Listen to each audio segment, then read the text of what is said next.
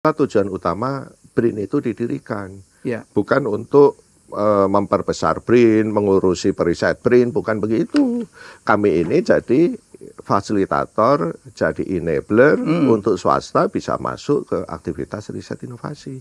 Kita itu tertinggal, itu dulu kita harus lihat dulu dong apa yang jadi kondisi faktual kita kan. Ya. Dulu kita ngirim dosen ke Malaysia, ya kan? Tapi sekarang kita ngirim anak-anak S2 S3 ke Malaysia. Nah, kalau kita mau meng-keep mereka itu, meng-grab dan meng-keep mereka itu harus pertama sebenarnya bukan gaji, ya kan? Karena ini orang-orang unggul, gitu. Dan mereka pintar cari juga sendiri sejujurnya, ya, gitu. Tetapi sistem dan environment-nya yang penting, ya kan? Environment yang lebih meritokratif, gitu. Kalau tidak semua lari.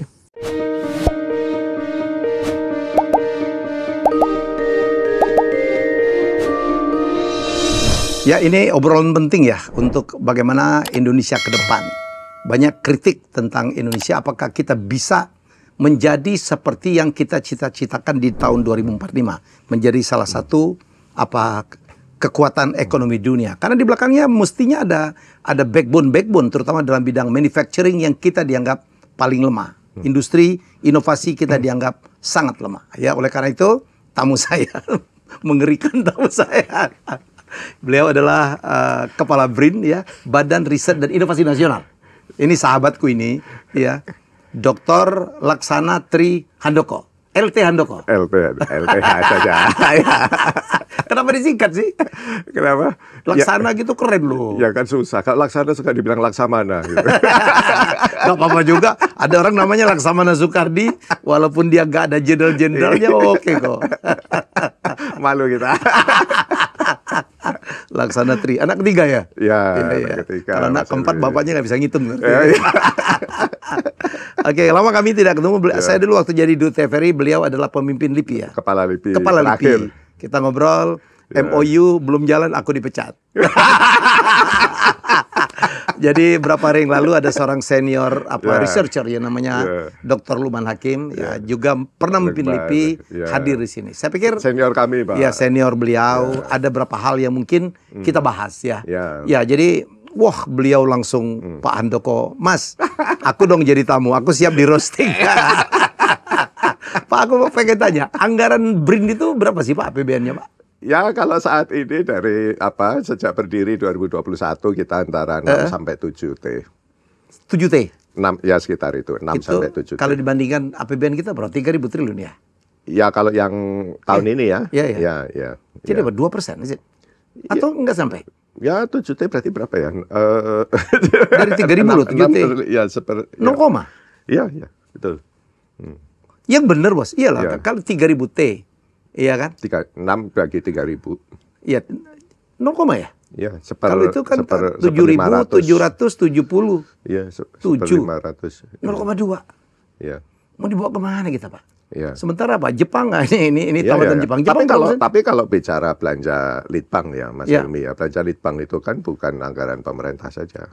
Ya memang harus swasta, dan justru yang besar ya, itu besar harus swasta. dari Itu di luar negeri gitu juga. Iya. Ini kita lihat peran negara nih, Mas. Ya, jadi bagaimana biasanya 1:4 lah. Jadi biasanya 1 pemerintah, 4 swasta. Jadi kalaupun ini jalan, kalau kita tuju yang di sananya atau sekitar 28. Jadi 35 triliun. Ya, tapi kan anggaran pemerintah untuk riset itu kan tidak hanya yang ada di kami. Ada juga di sekarang Kemendikti-Saintek, ada di Kemenak karena dia punya UIN ya. Dan juga ada di Dana Abadi.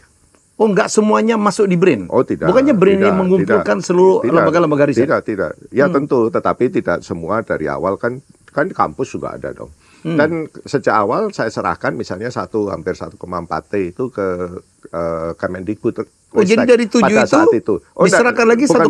Tidak, di luar itu. Di luar itu? Ya, gitu. Karena itu memang untuk kampus. Karena itu di 20% dari dana pendidikan yang ada di APBN. Yang memang hanya untuk kampus. Kalau BRIN itu kan sifatnya kami harus yang kompetitif, Mas. Ya, jadi kalau yang ada afirmasi, dalam tanda petik ya, itu saya serahkan semua ke... Boleh nggak kalau saya katakan anggaran BRIN itu terlalu kecil ya? Ya, kalau Dibandingkan dengan, saya tahu Anda pejabat jadi agak susah ngomong gitu. Nggak apa-apa. Ya, boleh nggak saya katakan? Kita apple to apple dengan negara-negara lain. Saya kan periset juga, Mas. Kalau Gitu ya? periset kan nggak boleh salah, tapi kan nggak boleh bohong kan. Boleh salah, tapi nggak boleh bohong. Iya. Jadi kalau kita bicara anggaran riset itu tentu kan sudah ada standar UNESCO toh. Ya, katakanlah kalau negara yang besar seperti Indonesia itu berapa persen? 1% mestinya dari PDB. Dari PDB. Bukan kita APBN berapa? ya. Oh, itu lebih besar lagi dong PDB. Ya, 1% dari PDB, tapi anggaran pemerintah itu kurang lebih 20%-nya dari 1% itu. 20% dari 1%. Dari 1%. Jadi Ya, artinya 0,2, ada benar dong ya? Ya, udah benar sebenarnya. Jadi yang 80% itu justru. Boleh saya cek PDB dulu, Pak? Nah, ya PDB kan ada kalkulator di sini ya. Enggak lah, kita ada tanya supaya kita nih jernih gitu loh. Iya. Jadi kalau orang bilang kenapa kita jadi sehingga tujuan utama kita itu bagaimana memperbesar aktivitas riset inovasi di swasta. Ya, gitu. Karena dari situ baru nanti muncul kontribusi swasta secara alami kan. Dan itu yang di luar negeri kan swasta itu persis gila-gilaan ya Pak? Persis. Nah, anggaran pemerintah itu ya untuk enabler.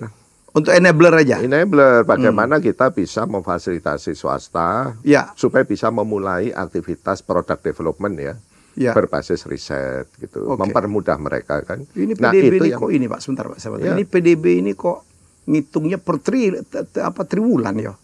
Enggak ada pasti yang PDB. Iya. Mestinya kan berapa? 20.000 triliun? Ya sekitar itulah.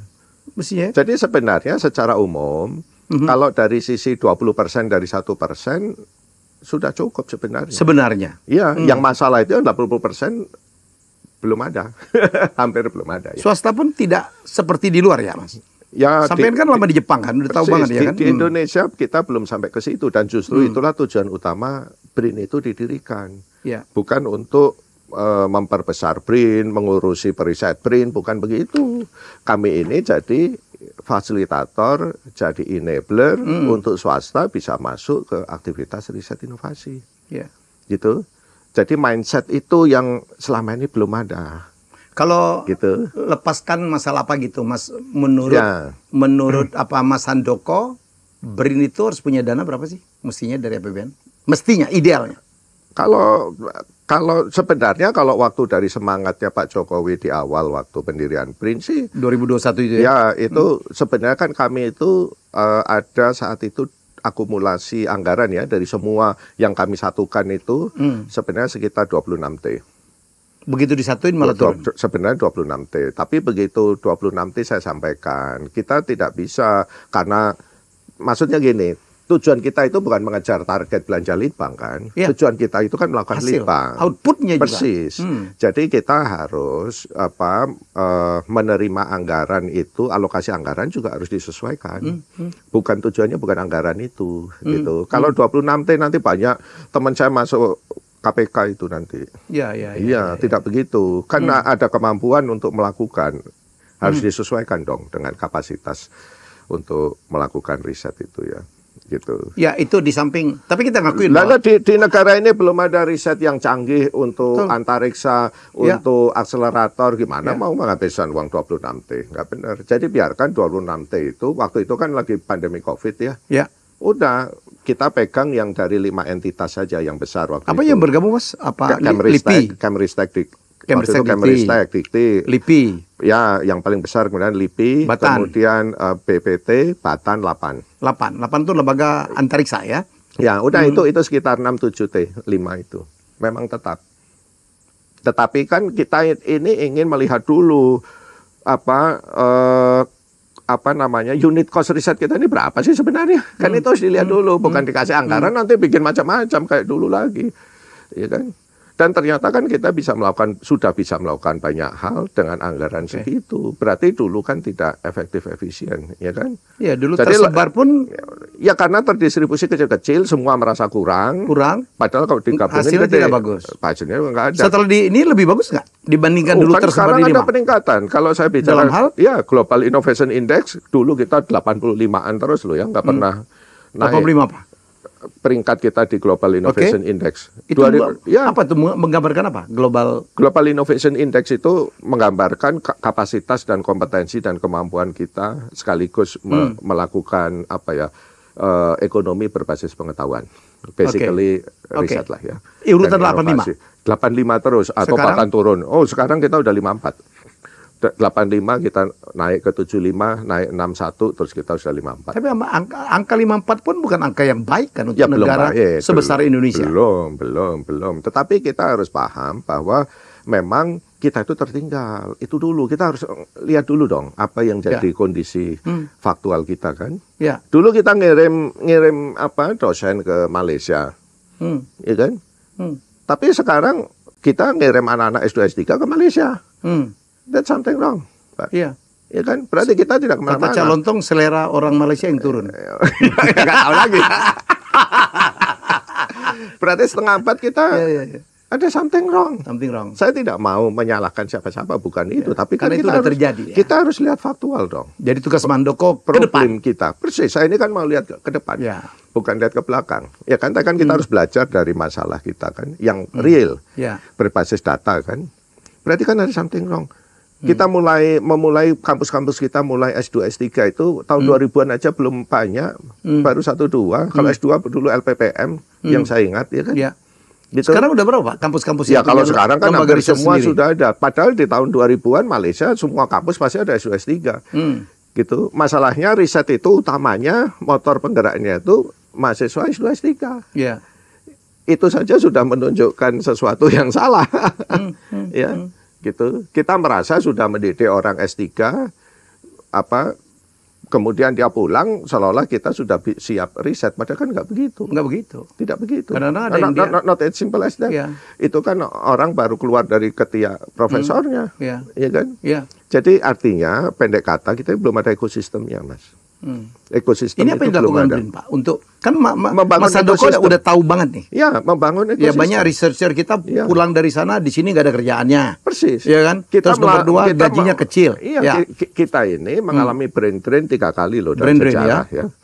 Tahun 50-an. Karena kita terlalu nasionalis, mohon maaf sekali ya. Gitu. Kita banyak mengusir orang Belanda keluar dari kampus padahal kita belum siap.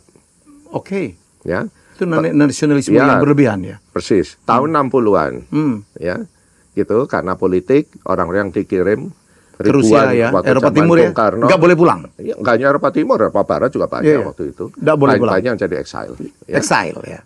Ya kan? Ada yang nggak bisa pulang kan, Pak? Karena akhirnya jadi exile karena politik lah ya. Politik. Yang ketiga itu atau angkatan saya, angkatan kami ini tahun 85 sampai 95 Pak Habibie ngirim 5.000 orang.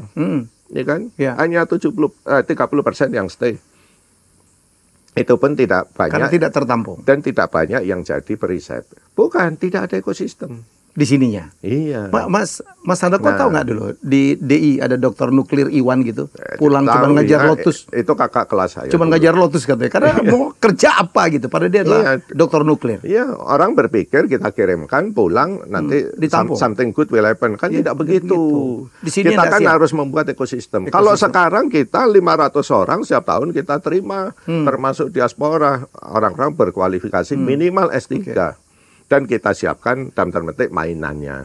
Ya, mainannya. Iya, kita sediakan ya dalam tanda petik take home pay yang cukup bagus. Ya, cukup bagus itu kalau bahasa saya setara Malaysia. Gitu. Boleh tahu nggak angkanya berapa? Apanya? Researcher S3 pulang itu dia take home pay-nya berapa sih? Kalau sekarang S3 yang fresh, yang baru pulang itu mungkin ya untuk tahun pertama, bulan-bulan pertama ya dia sekitar 13, belum bagus lah ya. Itu termasuk tukin? Iya, termasuk tukin ya, tetapi kan sudah net ya 13 gitu. Ya, belum bagus, tetapi setidaknya daripada dia di swasta masih lebih bagus menurut saya. Itu. Iya, kalau di swasta dapat berapa dia? Tapi kan dia bisa mencapai 30 nih. Dengan tambahan-tambahan ya. Dalam waktu tidak terlalu lama. Di luar tambahan ya, kalau tambahan saya nggak tahu ya. Mungkin dia ngajar, mungkin dia ikut meeting ya kan? Tapi ini yang take home pay yang standar. Ya, gitu. Dan itu di Malaysia segitu. Mau berapa? Ya kan? Memang profesi akademisi kan bukan profesi yang mahal banget, tidak murah tapi tidak mahal banget. Iya kan? Gitu. Jadi dia harus produktif ya, bikin research kali ya. Oh iya dong, iya gitu. Jadi kalau dia cepat, kalau dia produktif bikin riset kan dia bisa cepat sampai ke level 30 ya. Level 30. Iya, gitu misalnya ya. Dan itu sudah ya standar lah dengan di Malaysia. Itu oke menurut Anda? Ya, walaupun ada yang mengatakan kecil banget ya. Loh, bukan, ya kita kan harus lihat komparasi dong. Iya, tahu. Saya komparasinya paling simpel dengan Malaysia lah ya. Tapi komparasi dengan profesi lain gitu loh Mas. Oh ya nggak bisa. Kalau profesi lain di negara lain pun juga sama toh. Ya kan. Kalau jadi penyiar kayak Mas Helmi ya pasti dapat lebih banyak di negara manapun ya. Ya nggak boleh dong dibandingkan begitu. Ya gitu. Ada deket-deket aja. Yang deket-deket aja lah. Ini kan deket. Iyalah. Kan nggak bisa. Kalau profesi lain ya itu udah jelas berbeda. Karena dokter ngono loh. No. Take home pay itu kan terkait dengan apa yang kita timbulkan sebagai dampak ekonomi yang kita timbulkan kan. Iya kan? Kalau riset itu kan dampak ekonominya tidak langsung, perlu waktu dan seterusnya, iya kan? Tapi kalau kita jadi penyanyi, mohon maaf misalnya ya, kan dia langsung menimbulkan berapa miliar langsung di situ. Kalau dia dapat 400 juta ya wajar dong. Penemu di BRIN misalnya menemukan sesuatu gitu, kemudian didaftarnya atas nama pribadi atau atas nama BRIN? Enggak, kalau didaftarkan pasti atas nama siapapun orang yang melakukan inventor lah ya istilahnya. Tetapi kan kalau kita bicara kepemilikan ya, kalau yang namanya property right itu kan by default ya, kecuali diatur tersendiri dalam perjanjian, itu kan pasti institusinya yang bersangkutan, pasti institusinya dan funding agensinya. Fundernya kan. Penemunya? Loh ya kan yang bersangkutan ini penemunya kan. Oh oke. Ya. Jadi penemunya, institusinya, ya itu standar di mana-mana. Standar. Ya. Nah kami kalau ini dilisensi, royaltinya itu maksimal bisa 30% kita berikan langsung kepada penemunya. Udah ada nggak yang begitu? Oh udah banyak. Kami setiap tahun mengeluarkan itu. Biasanya di bulan April, waktu ulang tahun kita sekaligus biasanya sudah tutup buku kan. Perusahaan yang melisensi. Jadi kita sudah tahu berapa besar yang quote yang mengkomersialkan itu BRIN. Tidak, kita pasti selalu bermitra. Yang mengkomersialkan itu industri. Iya, jadi kami ini, jadi dulu salah satu ya, mohon maaf sekali, ini kesalahan kita itu, kita merasa bahwa periset dan lembaga riset itu orang-orang hebat karenanya dia akan melakukan semuanya dari ujung sampai hilir. Nggak bisa. Ya nggak bisa. Ya kan, kita ini mungkin pintar iya dibanding yang lain, ya kan, dari sisi ilmu. Tapi kita ini sangat sempit kepintarannya. Karena itu kita profesional, ya kan. Ini sempit dalam. Ya kan? Sempit dalam. Itu namanya periset. Periset. Sehingga kalau dia disuruh ke semua spektrum hilirisasi, begitu ngomong bisnis saja udah ngawur. Kita serahkan pada ahlinya lah. Aku pengalaman nih Mas, motong sebentar karena beberapa aku kan bikin namanya OGP ya, One Goal Partner. Jadi kita namanya venture builder. Jadi kita wah ini harus kerjasama dengan nge-coach beberapa ilmuwan, inovator, jenius gitu, yang kemudian berbisnis. Mentok Pak. Ya kan? Ya mentok. Jadi karena dia penguasaan bisnisnya itu dia tidak kuasain ya. Bagaimana valuasi, bagaimana digital marketing gitu. Saya pun periset biasa dan saya pernah mengalami itu dan saya tahu persis. That's not my work. Ya kan, saya lebih baik fokus di bidang saya. Habis itu kalau ada sesuatu yang kebetulan saya bisa lisensikan, saya serahkan ke yang punya keahlian. Berkolaborasi lah. Persis, kolaborasi. Nah dulu kita ini sulit berkolaborasi antar grup riset, susah, apalagi antar lembaga risetnya, ya kan, udah kecil-kecil semua banyak, nggak kerjasama, ya kan. Nah sekarang bersaing lagi ya? Iya, bersaing di antara tukang becak. What do you expect? Ya, gitu. Kan lebih baik kerja bareng supaya bisa jadi pilot gitu loh kira-kira. Dan itulah jawaban BRIN itu. Ya, gitu. Jadi tapi kenapa BRIN itu cukup membuang banyak orang ya Pak ya? Maksudnya gimana? Kan ada 5 tuh. Mas Handoko kan kirimin saya tuh. Oh jumlah ininya cuma sekian, jumlah ininya cuman sekian, ada berapa ribu orang yang jumlah jabatan yang bergerak. Jumlah jabatan. Iya, oh iya, yang dong. Kalau researchernya tetap jalan. Iya, kan itu fungsional mereka. Iya. Oh. Tetapi kami memberlakukan mekanisme sistem yang sekarang lebih meritokratif. Ya, gitu. Kita tidak bisa mengkeep talenta unggul. Ya. Gitu. Kalau kita bicara riset, bicara ekonomi berbasis pengetahuan, Indonesia maju, whatever, kita harus punya talenta unggul. Bagaimana cara kita menggrab dan mempertahankan talenta unggul. Ya kan? Nggak bisa cuma cukup punya populasi. Ya, harus ada talenta unggul. Nah, kalau kita mau mengkeep mereka itu, menggrab dan mengkeep mereka, itu harus pertama sebenarnya bukan gaji. Ya kan? Karena ini orang-orang unggul. Ya. Gitu. Dan mereka idealis mestinya, pintar cari juga sendiri sejujurnya ya. Gitu. Tetapi sistem dan environment-nya yang penting. Ya kan? Environment yang lebih meritokratif. Gitu. Kalau tidak semua lari. Gitu. Kalaupun kita nggak bisa menyediakan apa-apa sekalipun, kalau kita ini mempunyai sistem mekanisme environment yang lebih mengapresiasi, terus tidak bergaya komunis zaman PNS dulu, tipis sama rata begitu. PGPS zaman saya. Oh ya, PGPS ya. Pinter goblok pendapatan sama. Nah. Ngalamin juga di awal-awal. Ya iyalah. Saya datang pulang 200.000 loh, Mas. Sebulan. 2.000 berapa itu? Dokter itu? Udah dokter, bukan hanya dokter. Saya sudah 15 tahun di luar. Saya kan nggak langsung pulang dulu. Saya kerja keliling ke Eropa dan sebagainya. Oke. Iya kan? Gitu. Tapi sebenarnya yang penting itu environment, lingkungannya. Ini yang dibangun oleh BRIN sekarang. Persis. Jadi apa yang diberikan kepada riset itu yang membuat orang memang tidak nyaman juga. Wong orang nggak biasa kompetisi, suruh kompetisi. Oh, ada ini juga ya. Untuk yang lama, ya kan. Saya tahu saya akan dikomplainin banyak orang, ya kan. Kami akan dikomplain, tapi kita harus melakukan itu karena orientasi kita adalah anak-anak generasi muda yang akan gabung ke negara ini. Gitu. Kalau tidak mereka nggak mau pulang. Kalau nggak mau pulang, what do you expect? Ya kan, mau bikin apa kita? Ya kan, kita ini perlu champion. Ya, gitu. Di dunia manapun harus ada champion. Gitu. Tentu kalau sudah bekerja, semua bekerja bareng. Itu tentu semua punya kontribusi. Tapi kalau nggak ada yang memulai, ya kan? Ya semua kerja, ya mohon maaf kerjanya begitu saja semua. Ya kan? Tidak ada yang menjadikan startup, tidak ada yang jadi pionir bikin apa yang bagus. Dibentuk loh, Mas. Kan biar menjadi inspirasi bagi yang lain ya. Jadi dia base-nya researcher tapi sugih ngono loh.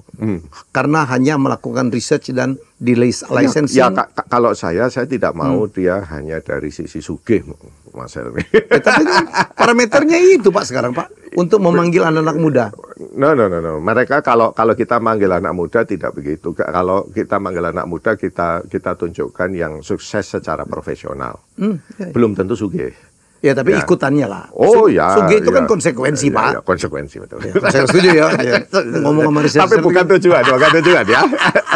Gitu. Jadi ya kami tunjukkan, dan kalau di antara orang-orang yang sudah di luaran, yang itu kan mereka sebenarnya tahu bahwa itu teman-teman saya bisa survive dan kan bisa mendevelop kapasitas kompetensinya sebagai periset setelah gabung ke Indonesia. Itu kan semua dari mulut ke mulut. Kan itu yang terjadi Pak, waktu pernah Pak Jokowi, terus ada Erick Thohir itu yang manggil-manggilin researcher pulang, diketawain gitu Pak, yang sudah kerja di mana, kerja di Malaysia gitu. Karena bandingnya mereka ya penghargaan ya kan.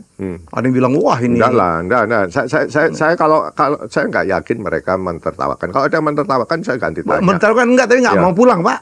Bukan. Aku pulang. Loh, ya makanya. Cuman dihargain segitu. Enggak lah, kan kita juga tahu di luar negeri belum tentu juga semua jadi yang. Ya di mana belum tentu, tapi kan ada yang tentu dong artinya Pak.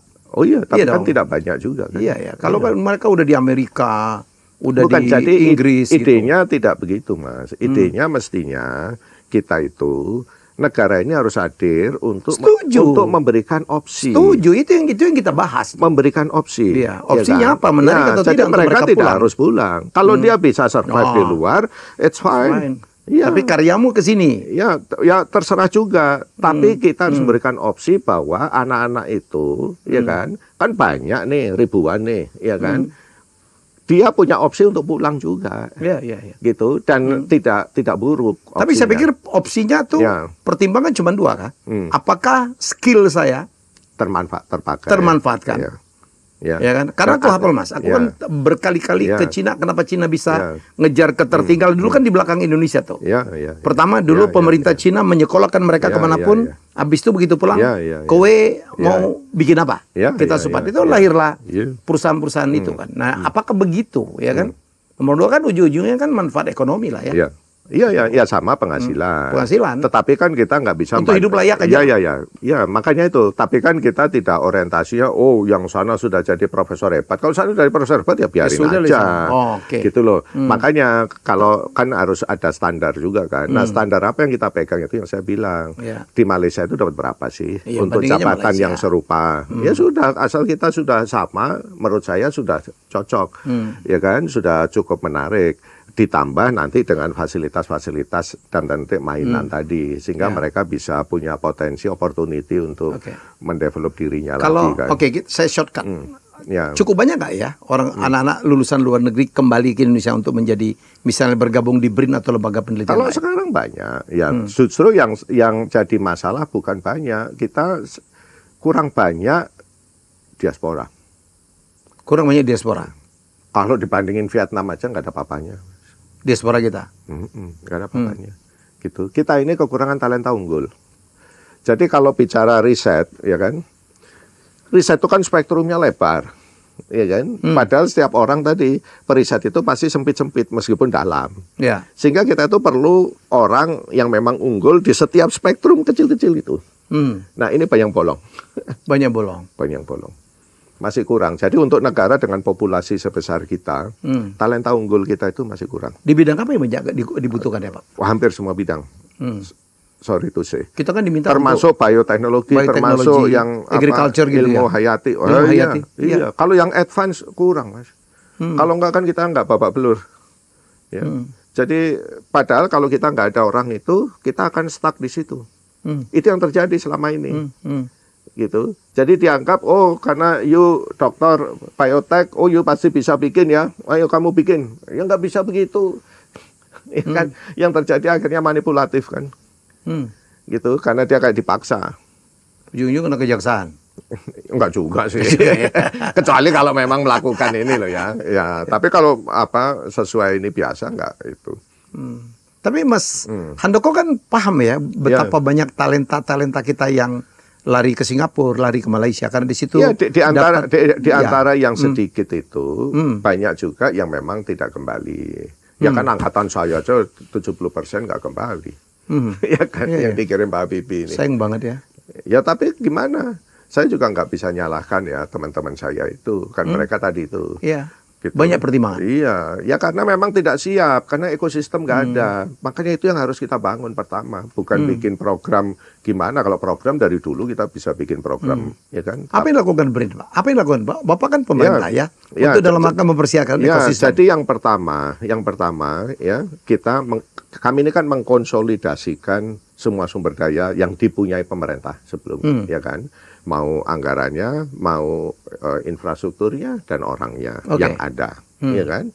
Nah setelah itu kami konsolidasikan, kami sekarang bisa ganti memfasilitasi. Nah memfasilitasinya macam-macam. Dalam bentuk? Ya, misalnya kami lengkapi sekarang semua skema yang harusnya ada untuk membuat talenta unggul itu bisa stay, bisa datang dan stay, ya. Gitu. Misalnya kalau dulu itu hibah riset kita itu skema hibah riset kita zaman dulu itu masih konvensional banget, zaman dulu banget.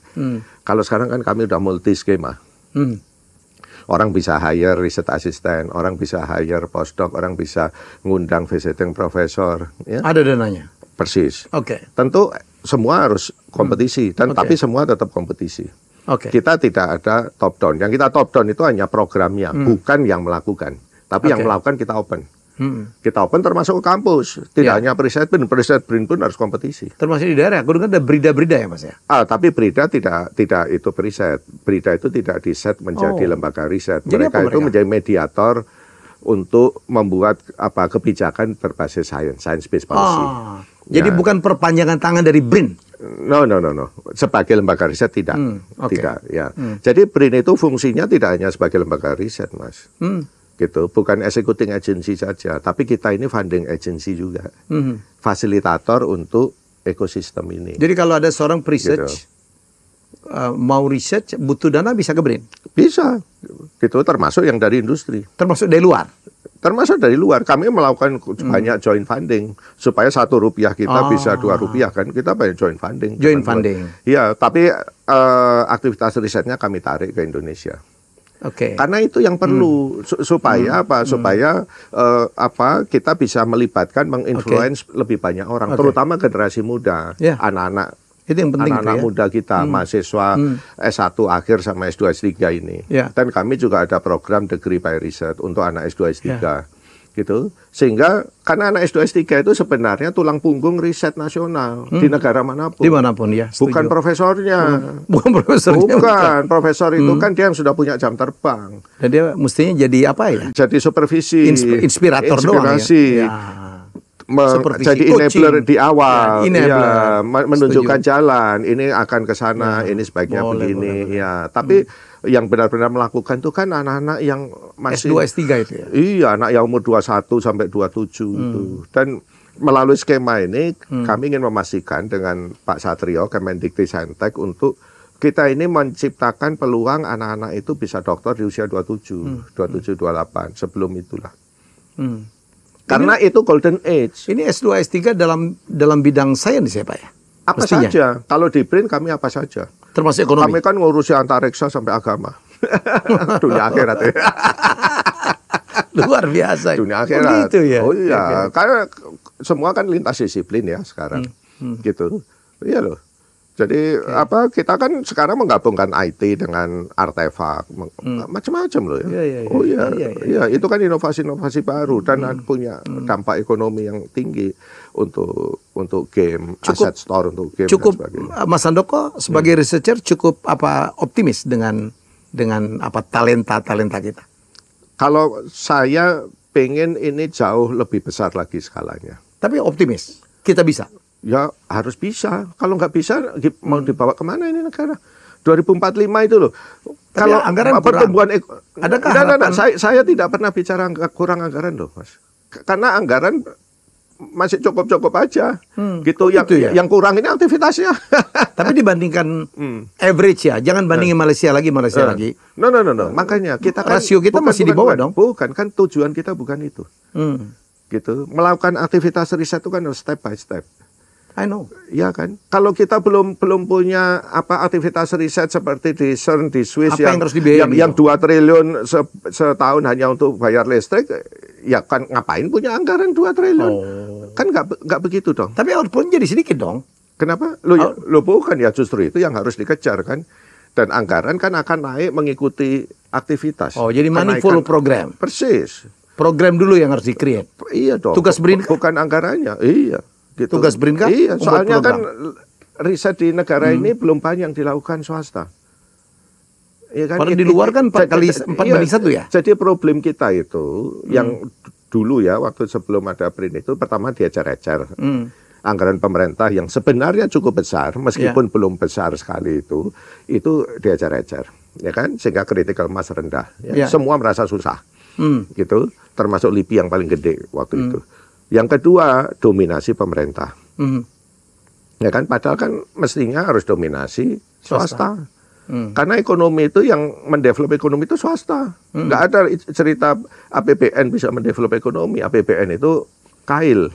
Ya. Enabler saja kan. Enabler saja. Iya. Pemerintah itu kita adalah yang fasilitator dan regulator. Persis, kita yang membuat orang jadi mudah. Pakai ada uang APBN sedikit ini, terus kalian jadi mudah. Itu yang kami lakukan. Sekarang kalau farmasi kita mau mendevelop obat apapun, kalau dia gabung ke Cipinong, pakai periset kita, pakai alat kita yang udah komplit, dia bisa develop apapun tanpa keluar investasi.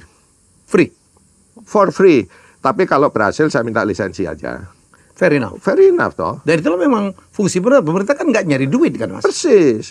Ya saya minta lisensi sebagai bentuk supaya saling menghargai saja kan. Bukan dalam konteks profit oriented. Itu PNBP? Itu PNBP dan itu yang PNBP itu penerimaan negara bukan pajak. Ya, itu yang 30% bisa saya berikan langsung ke perisetnya. Jadi kan dia bisa dapat bonus, ya. Dari PNBP itu sekian persen, berapa persen bisa dimanfaatkan kan oleh BRIN? Kan ada rasionya ya. Oh, kalau kami hampir 100%. Hampir 100%. Ya, keren dong. Ya, hampir 100%. Kalau jadi kami, apa yang kita terima bisa dipakai lagi? Ya, sebagian besar. Ya, paling rendah 91 kita. Jadi masuk APBN dulu baru diambil lagi kan? Ya, ya. Kami tinggi. Jadi nggak ada problem dengan itu. Jadi ingat saya waktu mimpin TVRI jadi gitu. Ya, jadi kita nerima iklan uangnya nggak masuk ke TVRI, tapi masuknya mantan birokrat. Ya, birokrat yang dipecat. Oh, no. Semua birokrat pada waktunya akan dipecat. Don't worry. Kan semua kan berhenti juga. Berhenti tapi kan habis masa jabat. Oh, kok ngebahas itu ini? Enggak ada. Mas, ada kritik ya termasuk dari Pak Lukman bahwa jumlah researcher kita itu masih sangat sedikit. Ya, jadi ya saya ini akan beliau kan senior saya yang saya hormati juga ya. Tapi mungkin beliau kurang update. Jadi sejak dulu sebenarnya beliau ke Palipi saya sudah sampaikan bahwa jumlah periset itu bukan dari jumlah pejabat fungsional peneliti. Itu beda. Oke. Yang disebut jumlah periset itu, Pak Lukman mestinya tahu lah dari Fraskati manual ya. Namanya ada Fraskati manual untuk menghitung indikator IPTEK, berbagai indikator IPTEK ya. Dari definisinya, periset itu dosen itu periset. Peneliti periset, perekayasa periset, mahasiswa S2, S3 itu juga periset. Nah, kalau dari jumlah itu kita sudah cukup tinggi. Cukup tinggi? Cukup tinggi di 1070 periset per sejuta penduduk. Kalau Thailand itu 700. Oh, kita lebih tinggi dari Thailand? Oh ya, gitu. Dari Vietnam? Kita belum bicara kualitas ya. Iya. Baru jumlah loh ya. Jumlah. Kalau dari Vietnam? Kalau Vietnam, aduh saya nggak ingat angkanya ya. Tapi Vietnam kan maju sekali kan Mas? Ya, tapi kalau dari Malaysia kita kalah. Malaysia itu sudah 1.400 per sejuta penduduk. Apalagi Singapura, Jepang ya? Aduh. Ya, gitu. Tetapi sebenarnya itu already good enough. Yang problem adalah kalau kita bicara kualitas misalnya, katakanlah yang punya kualifikasi, meskipun itu bukan satu-satunya faktor ya, kualifikasi pendidikan S3 saja nggak sampai 15%. Dari riset itu? Padahal kualifikasi pendidikan S3 itu secara global itu standar kualifikasi minimal untuk researcher. Ya, gitu. Jadi itu problem. Maksud saya ini periset yang sudah jadi akademisi ya. Jadi dosen maupun jadi peneliti misalnya. Kalau di BRIN kami sudah mendekat 30% lebih saat ini ya. Tapi itu masih jauh sejujurnya. Kalau di kampus nggak ada 20% dosen S3 itu kan problem. Iya kan? Gitu loh. Itu bukan segalanya loh ya, bukan berarti orang S3 pasti lebih pintar, tidak begitu, saya nggak bicara begitu. Tapi kalau kita bicara kualifikasi minimal secara global, itu harusnya S3, gitu loh ya. Kita kurang. Ya itu kan masalah, itu menunjukkan masalah kan, menunjukkan kualitas secara makro loh ya. Ya kan, dan itu yang kita harus tackle, gitu. Jadi bukan, jangan gagal fokus, gitu loh, ya kan. Mas, aku mau tanya, aku shortcut dikit lagi ya, lompat dikit. Ada yang mengatakan bahwa, saya ngalamin Mas, untuk mendapatkan pengakuan itu, sertifikasi dari lembaga-lembaga peneliti zaman dulu di Indonesia itu susah banget. Kekayaan intelektual ya. Ya, jadi sebenarnya kan sebelum kekayaan intelektual kan harus didaftarkan ke didaftarkan dulu kan, diakuin gitu. Ya. Jadi secara umum proses paten itu sebenarnya kan sudah clear ya. Gitu. Tetapi memproses paten itu perlu waktu lama di negara manapun. Ya kan? Paling cepat untuk bisa terbit itu berarti di approve ya. Approve. Ya, sejak pendaftaran itu 36 bulan. 3 tahun lah ya. Ya benar Mas. Memang begitu. Begitu udah dapat malah teknologi udah berubah lagi. Karena by regulation secara internasional kan misalnya nih waktu kita filling ya kan, kita filling, kita submit itu paling tidak 6 bulan masa jeda. Gitu. Habis itu ada masa dia dipublish. Di open ke publik dulu. Ada yang komplain tidak? Itu berapa bulan? Ya, ada begitu. Gitu. Jadi ada time frame yang memang sudah baku. Gitu. Nah, Itu di Indonesia aja apa di mana? Oh, dimanapun. Di Indonesia dulu lebih lama memang. Tapi sekarang sejak 2022 seingat saya Kemenkumham waktu itu sudah membuat percepatan. Sudah bisa 36 bulan. 30 sampai 36 bulan. Kan banyak nggak sabar. Ya tapi kalau memang ada begitu prosesnya. Tetapi pada saat kita feeling, terus lewat masa pembukaan yang 6 bulan itu, sebenarnya kita sudah bisa jualan, Mas. Masa? Sudah. Kami melakukan itu. Ini malah mengalami kesulitan karena belum ada persetujuan dari bisa jualan karena udah bisa komersial. Karena sudah dipublish meskipun belum di granted. Orang sudah tahu bahwa you have submitted meskipun. Tapi orang nanya paten, Bos. Enggak. Di semua negara pasti begitu. Karena time frame teknologi atau apapun ya, kan tiap. Adakah proses itu di luar negeri lebih cepat, Pak? Karena teman-teman saya ada yang, wah, mendingan kita paten ke Australia cepat, terus masuk Indonesia-nya. Nggak mungkin, nggak percaya saya. Semua sama, karena kan diatur WIPO ya. Ya, gitu, diatur WIPO. Jadi, kalau hak cipta cepat ya. Hak cipta terdaftar cepat gitu. Tapi kalau paten ya memang begitu. Ya, tapi kan sebenarnya 6 bulan saja kita sudah bisa jualan. Kami melakukan itu. Kita mulai cari mitra lisensi 6 bulan. Pokoknya dia sudah dikeluarkan, kita cari. Ya, nanti misalnya nggak di granted ya nggak apa-apa juga. Jadi kalau ada yang protes bisa protes ke BRIN ya? Ada call center atau apa gitu? Oh boleh. Misalnya lebih dari itu dipersulit. Karena gini loh Mas. Boleh nanti kami sampaikan. Sebenarnya kan itu ada di Kementerian Hukum sekarang ya, gitu. Tapi kami akan bantu. Iya. Ya. Karena itu saya kan banyak nge-coach ya Pak. Ya. Apa menti saya yang baru ada yang inovasi semua keluar gitu. Terlalu lama. Ya sampai ada mungkin yang udah diralat sama Mas Handoko. Ini kan kita habis roastingan ya. Roasting positif maksudnya. Ya. Apapun yang kalau paten sederhana bisa lebih cepat lagi. Bisa lebih cepat. Kalau apa ini maksudnya paten sederhana? Jadi ini kan ada paten yang tadi saya bilang tuh paten reguler ya. Gitu. Kalau paten sederhana itu kan tergantung dari kalau kita drafting paten itu kan ada jumlah klaim. Berapa klaim kebaruan yang kita ini. Ya kan? Ada persentasenya? Ya kalau paten reguler itu biasanya kalau saya dulu ya itu yang minimal saya akan coba submit 5 klaim kebaruan lah di dalam paten saya itu. Misalnya saya menemukan cangkir ini kan nggak mesti saya cangkir yang bisa saya makan edible. Itu glass misalnya ya. Nah ini saya kebaruan yang saya temukan itu dari itu namanya kebaruan dari itu the newness ya yang sebelumnya belum ada ya.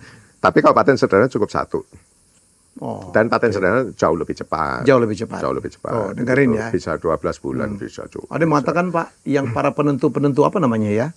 Validator di BRIN reviewer itu kadang-kadang takut berbuat salah gitu. Sehingga lama gitu. Jamin lo ya? Oh jamin. Karena saya juga kepala BRIN kita ancam. Saya biasa nulis paten dulu. Ya. Jadi meskipun sekarang fisika teori tapi saya punya hobi lah. Jadi saya suka juga drafting paten. Biasanya justru problemnya itu di proses drafting. Gitu. Jadi itu kalau melakukan mentoring begitu, mungkin bisa ngajak kami, nanti kami kasih siapa yang bisa ngasih coach untuk drafter, Pak. Ada dialog lah, Pak. Ya. Antara ini kan dialog. Enggak. Maksud saya bawa murid-murid saya, masyarakat yang mau ke BRIN gitu. Oh, boleh. Minta penjelasan itu penting. Iya, karena kami bertanggung jawab untuk inovator komunitas begitu itu lah iyalah pribadi individu juga. Kalau nggak tanggung jawab siapa lagi loh Mas. Maksudnya sosialisasi edukasi dari BRIN pun saya pikir harus cukup dinaikkan ya. Iya. Banyak sekali yang simpang siur. Kami melakukan itu tapi memang selama ini kami fokus untuk anak-anak muda, anak-anak yang baru mau lulus atau apa kayak begitu ya. Tapi ya pasti kan terbatas. Nah kalau ada komunitas seperti Mas Helmi dan kawan-kawan ini langsung aja nanti kami kirim. Kami kasih coachnya. Atau kita ke sana ya, Cibinong ya? Ya boleh. Ruangannya banyak banget, gede-gede ya. Tergantung bidangnya. Ya, kalau Cibinong kan untuk life sciences ya. Kalau yang engineering mungkin bisa ke Serpong misalnya. Kalau ICT bisa di Bandung. ICT di Bandung di mana? Di Bandung ya, sebelah ITB yang C-situ. Itu juga gede juga. Oke. Tapi itu untuk advance ICT ya kan, telekomunikasi apa sekarang, elektronik gitu. Ya. Media bisa. Nanti kami kirim. Jadi kami kirimkan yang sesuai dengan nggak tahu saya topik scope dari ini ya, yang di coach tadi gitu. Mau paten sederhana maupun ya kan sebenarnya kita ini paten itu sebagian besar kalau di negara maju itu justru malah paten sederhana loh. Dan sebagian besar ibu-ibu. Karena paten inovasi itu kan invensi itu muncul sebagai solusi toh. Ya. Solusi dari masalah. Ya kan ibu-ibu punya banyak masalah. Ya kan? Sehingga dia yang kayak di Daiso di apa itu, mohon maaf kalau nyebut merek ya kan. Sotel yang nggak kena minyak, kalau minyak nyiprat saya nggak kecipratan. Ini yang ada bengkongnya apa supaya ini. Jepang banyak banget tuh ya. Apa? Persis. Nggak hanya Jepang sih. Useless invention. Aku punya bukunya lucu-lucu tuh produknya. Iya. Tapi nggak ada useless invention. Nggak dia ngomongnya gitu. Iya, kecil-kecil aja tapi it means a lot gitu. Iya, karena invensi penyangga kalongan tuh. Iya, gitu ya. Kebaruan itu kan muncul karena orang punya problem. Gitu. Okay. Makanya kalau periset kalau nggak dikasih problem, nggak ada problem, dia cari-cari problem. Nih, just kidding ya. Iya. Gitu. Jadi justru masyarakat biasa, makanya salah kalau dibilang periset itu eksklusif orang akademisi. Tidak, siapapun bisa jadi periset. Karena itu kan creative thinking, creative proses kan. Iya kan? Kita ini harus memperbanyak itu. Itulah ekonomi berbasis pengetahuan, berbasis mikir. Iya kan? Kan orang masih mikir, ya kan? Meskipun orang biasa, bukan akademisi. Waduh, gimana ya ini ya? Ini kok saya jatuh-jatuh melulu. Saya tambahin begini supaya nggak jatuh. Small thing. Itu alami kan, sense alami dari manusia untuk mencari solusi atas problemnya. Itu yang dijadikan paten, misalnya yang sederhana ya. Dan itu yang dampak ekonominya besar. Produk Daiso, produk yang karena itu komersial kan dibutuhkan masyarakat langsung. Dan masif, Mas. Ya, masif. Mas sampai dulu kan LKIR ya? Saya LKIR. Lomba Karya Ilmiah Remaja. Dulu setiap tahun nih ya. Ini kalau kenal apa yang kami ngomong itu kita tahu usianya itu. Tapi saya jadi juri juga berbelas tahun nih. Jadi dulu setiap kemerdekaan masih ada 17 Agustus masih ada ya? Masih, tapi itu sekarang, ada 2 hal tuh. Pelajar tahun udah ada lagi, Mas. Pelajar tahun tidak ada. Kalau Lomba Karya Remaja ada, tapi kita gabungkan ke Dikdasmen sekarang. Kami integrasikan. Dulu ada 3 ya. 1 Paskibraka. Ya. Paskibraka. Pelajar teladan. Dulu pelajar teladan. Ya. Nah, saya itu pelajar teladan. Ini pelajar teladan. Pelajar teladan nasional. Sorry ya. Nasional ya, bukan lokal. Saya itu di atasnya Budi Sadikin. 3 tuh LKIR, Lomba Karya Ilmiah Remaja. Ya. Jadi itu anak-anak SMA ya, Mas ya? Mas Budi Gunadi itu juga alumni LKIR. Wow, ini orang baru tahu juga saya. Dia bilang. Ya, jadi ini tiap tahun kita dikumpulkan di Jakarta, ya kan, bertemu Pak Harto, bertemu Pak Habibie, ikut upacara 17 Agustus di istana. Bangga banget ya. Bangga banget itu. Audiensi dengan Pak Habibie, habis itu Pak Harto, terus ikut upacara 3 tuh paketnya 17 Agustus. Ya, jadi kan saya kebayang tuh kalau LKIR tuh dari tahun 70-an gitu, banyak sekali penemuan anak-anak remaja itu kemana ya Pak? Kalau yang sejak di LIPI waktu saya deputi dan kepala LIPI, kami malah banyak by default kami bantu mematenkan. Dan ada betul, misalnya yang saya ingat betul ya. Ada nggak yang jadi Pak? Ada. Yang komersial gitu? Ada beberapa anak SMP yang bikin helm yang dingin, gitu. Itu beneran diproduksi. Dan dia bisa beliin bapak ibunya mobil, rumah bahkan. Itu LKIR, alumni? Itu LKIR itu. Sampai dulu meneliti apa Pak? Kalau saya dulu matematik, saya dulu bukan yang applied gitu. Sorry, maaf deh. Bukan aplikasi ya, bukan aplikasi. Tapi itu penting juga kan. Ya. Jadi maksud saya isunya ini kenapa? Banyak sekali. Kalau ada penemu itu persoalannya how to commercialize. Ya, bagaimana untuk memonetizing istilah anak sekarang. Iya, makanya itu perlunya kami mengedukasi masyarakat juga, bukan masalah cinta sainsnya saja, tidak begitu.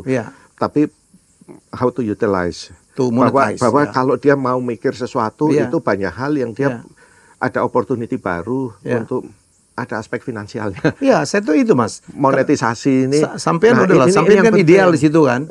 Karena dari dulu poin negeri loh. Gitu. Kita harus sama-sama lah. Ya, jadi menurut saya itu bagus juga nih dari segi lain. Orang masuk ke sana tuh gara-gara kalau di sini hidupku enak loh. Iya. Gitu loh ya. Dan nggak harus jadi akademisi. Iya. Researcher itu tidak harus akademisi. Iya, bukan researcher equal akademisi. Akademisi. Kalau periset itu siapa saja bisa jadi periset. Dan sekaligus akademisi juga belum tentu researcher ya. Persis. Gitu. Kan dia ada yang mungkin fokus ngajar aja, ya kan, educator. Ya kan, gitu. Wih, 48 menit nih. Mas, apalagi yang Mas Handoko mau sampaikan gitu ya? Kan banyak sekali selama ini kan miskomunikasi orang, misperception tentang BRIN dan tentang penelitian. Jadi memang saya akui sejak pembentukan BRIN di 2021 sampai khususnya 2 tahun pertama itu banyak sekali gonjang-ganjing lah ya, polemik ini dan itu. Ya, tetapi memang itu pilihan kami pada saat itu. Karena lebih baik kami membuat polemik nggak masalah, karena kami ingin memperbaiki keadaan. Ya. Tidak mungkin toh kami ini yang orang-orang komunitas ini juga itu ingin menghancurkan, gitu. Karena ada something wrong sebelumnya, kita harus perbaiki. Tapi kalau kita memperbaiki, memang ada zona nyaman yang langsung hilang, gitu. Setuju. Dan kami harus akui bahwa itu memang komunitas kami ini tidak baik-baik saja. Kalau baik-baik saja Indonesia sudah maju, Mas, dari dulu. Ya, sorry to say lo ya. Tapi membaik sekarang. Ya, membaik lah. Lah buktinya kalau saya lihat, kalau kita lihat dari indikator makro Global Innovation Index kan membaik ya, gitu. Kemudian dari sisi jumlah paten, peningkatan jumlah paten, peningkatan jumlah lisensi, peningkatan jumlah publikasi yang bereputasi global, itu kan indikator-indikator umum lah ya di semua negara yang dilihat untuk mengukur kondisi real ya dari ekosistem yang kita miliki. Gitu kan kita hanya pakai data saja. Tapi kalau kita nggak memperbaiki sekarang, bagaimana nanti generasi setelah kami, ya kan? Gitu. Saya selalu sampaikan ke teman-teman, udahlah lupakanlah usia kita ini, ya kan? Ya kita ini udah bisa numpang hidup di sini aja, udah alhamdulillah gitu kan? Ya kan? Tapi kan kita harus mempersiapkan buat yang muda. Jangan sampai mereka mengalami masalah yang sama kayak kita. Karena kita dulu hidup susah, terus dia harus hidup susah, kan nggak begitu dong. Dia harus hidup lebih baik karena negara ini punya target lebih tinggi buat mereka gitu loh. Iya kan? Target lah 2045, enggak lama lagi loh ini. Kalau mau Indonesia Emas 2045, 20 tahun lagi loh Mas. Artinya Indonesia maju dengan pendapatan per kapita yang 12.000 katakanlah per kapita US dollar itu. Itu harus pertumbuhan ekonomi 7% loh minimal. Kita belum pernah mencapai itu loh. Berapa tahun ini targetnya 8 malah. Lah iya, gitu. 7%, apalagi 8% itu hanya bisa tercapai kalau kita memperkuat ekonomi berbasis pengetahuan. Saya nggak bicara industri ya, tidak hanya industri. Karena sekarang kan spektrumnya jauh lebih lebar ya. Gitu. Kreatif industri ini kan macam-macam. Tidak hanya industri as hard industry. Industri ini macam-macam sekarang kan. Gitu. Kita bisa bicara industri game. Yang tidak ada manufakturnya, tapi punya value jauh lebih besar daripada yang punya manufaktur, kan? Gitu, itu semua pengetahuan base, knowledge base ekonomi, knowledge base ekonomi itu basically creative thinking tadi, iya kan? Gitu, gimana kita menggrab talenta unggul, membuat mereka stay happy di sini, kemudian dia menelurkan berbagai kreativitas baru, itu yang akan satu orang bisa menggrab demikian banyak puluhan ribu mungkin nanti, ya kan? Gitu. Ini yang tidak bisa dilakukan dengan cara biasa, dengan cara PNS. Mohon maaf, ala PNS biasa nggak bisa, ya kan? Super PNS. Iya, kita harus mengubah mindset kan. Bahwa kita ini fasilitator, kita ini bukan. Kalau dulu kan kami, misalnya mohon maaf nih kalau di LIPI sekalipun ya kan, anggaran LIPI untuk periset LIPI gitu ya, peneliti LIPI, iya kan? Nggak mikir orang lain. Kalau sekarang kita fokuskan untuk memfasilitasi orang lain berbasis kompetisi. Nah, periset kami pun menjadi bagian dari orang lain itu. Jadi mereka pun kompetisi. Kalau you dapat itu keren jadinya. Setuju. Iya kan? Aku tuh kepengen banget Mas Handoko ada seseorang yang menjadi selebriti gitu karena penemuannya ya. Wah, hidupnya berubah ya. kayak Elon gitu ya. Ya. Kayak kalau di fiksi itu ada apa John Stark. Ya. MIT itu kampus gue mas. Ya. Tapi sehingga menjadi idola banyak, menarik banyak kalau orang. bicara yang Mas Helmi baru sampaikan ya, yang kita harus ingat, jarang deh mereka itu periset loh ya. Ya. Iya kan? Ya. Itu yang harus kita ciptakan, Mas. Ya. Iya kan? Ya. Kalau bahasa saya, kita ciptakan orang kayak Mas Nadiem. Nggak usah jauh-jauh lah. Dia meng-create Gojek itu yang menciptakan ini ya. Meskipun ada problem banyak segala macam ya sampai sekarang. Tapi itu menciptakan hal baru loh ya. Hal baru ya. Dan dia bukan periset. Ya. Tidak harus jadi periset. Enabler research atau orang yang bisa mengoptimalkan atau mengoptimis ya. Tetapi mengapa muncul? Karena researcher. Kenapa muncul Elon? Kenapa muncul Mark Zuckerberg? Ya kan? Ya, Steve Jobs dulu ya. AliExpress, ya kan Alibaba, ya kan? Karena dia pernah bergabung di kegiatan riset pada saat dia studi, dia tahu banyak hal mengenai yang advance ini. Yang researcher itu mas yang punya BYD, Chu Huanfu, dia adalah insinyur kimia ya. Yang kemudian sekarang perusahaannya punya 200.000 insinyur. Bayangin. Tetapi kan dia juga bukan real researcher sebenarnya. Tapi kan he start from there. Habis itu kalau dia stay jadi researcher, nggak kemana-mana juga. Gitu. Jadi itu apa yang saya sampaikan. Artinya misalnya nih, kalau di kami sekarang, riset di kami itu pasti melibatkan banyak orang, banyak mahasiswa. Mahasiswa itulah yang mungkin 10% saja jadi akademisi atau periset atau apa. Sisanya itu akan kemana-mana kan. Mereka itu sebenarnya agen-agen hilirisasi, komersialisasi. Termasuk menjadi entrepreneur ya. Persis. Teknopreneur muda. Teknopreneur. Ya, karena sudah pernah melihat sesuatu yang advance tadi, yang kemudian akan menginspirasi dia pada saat dia menemukan problem atau menemukan ide baru mengenai sesuatu kan. Itu yang di Indonesia belum ada selama ini. Dan itu saya yakin ke depan akan semakin banyak gitu. Amin. Jadi bukan karena ini riset saya saja yang terlibat kan nggak begitu. Itu nggak ada maknanya jadinya. Jadi Mas Handoko optimis ya, walaupun yang harus diperbaikin banyak sekali ya. Harus optimis. Tapi secara fundamental kami sudah memperbaiki hampir semuanya. Sekarang tinggal membuat konsistensi dari implementasinya saja, gitu. Karena dari angka udah kelihatan dan semua skema sudah ada. Dulu kita nggak pernah ada skema postdoc, sekarang sudah ada. Dulu kita nggak ada skema sailing days untuk ekspedisi ke lautan, sekarang sudah ada. Ya kan? Sekarang semua sudah ada. Tinggal cari talenta unggul itu terbuka ya. Gitu. Dan kami bisa untuk anak-anak muda khususnya, mereka punya opportunity kalau memang yang pengen ya untuk langsung dari S1 ke S2, langsung dari S2 ke S3 tanpa biaya. Ikut kami ya, tanpa ada, bukan beasiswa, kami sebutnya bantuan studi. Karena dia terlibat di dalam riset kami, minimal dia bisa hidup lah. Gitu. Tapi kan dia cukup prospektif kan, kalau calon mantu cukup prospektif lah, 27 udah doktor gitu ya, kira-kira gitu.